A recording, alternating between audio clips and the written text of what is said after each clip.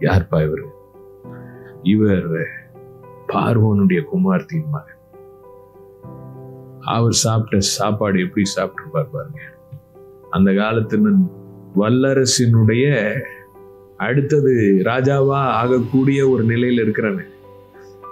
ராஜா சாப்பாடு எப்படி சாப்பிட்டுருப்பாங்க? கம்பீரமா சாப்பிட்டுருப்பாங்க.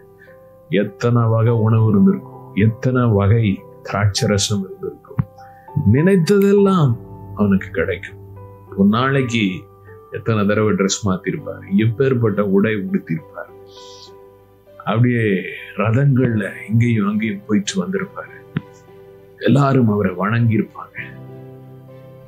அந்த வாழ்க்கைய சொல்லி முடிக்க முடியாது.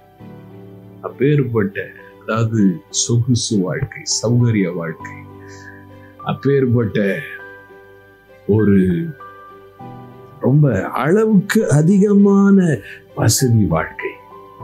அப்படி இருந்த மோசே இன்னைக்கு எல்லாத்தையும் இழந்து வனாந்திரத்துல நிற்கும் போது, இங்க பாலைவனம், அங்கே ஒரு கூடாரத்தில் தான் தங்கி இருக்க வேண்டும். பெரிய கட்டடங்கள் இருக்காது. இருக்கிற கிடைக்கிற சாப்பாடை சாப்பிடணும், இருக்கிற ட்ரெஸ்ஸை உடுத்திக்கணும், கிழிஞ்சதை தச்சு போட்டுக்கணும். ஆனா வசனம் சொல்லுது, அந்த மனுஷனோடு திருப்தியாய் தங்கி இருந்தான்.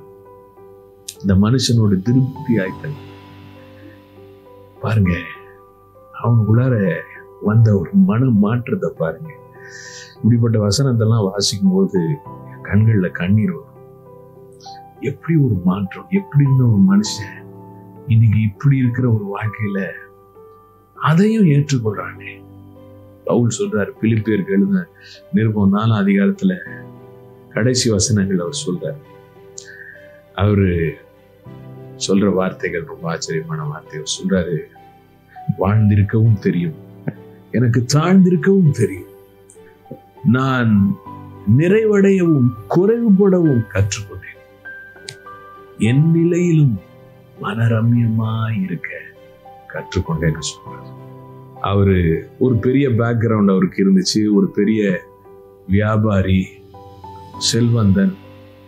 ஆனால் இன்னைக்கு ஊழியத்துக்கு வந்து பல கஷ்டங்களை அனுபவித்து, பாடுகளை அனுபவிக்கும் போது சில நேரத்துல அவர் பட்டினியா இருந்தான்னு சொல்றாரு.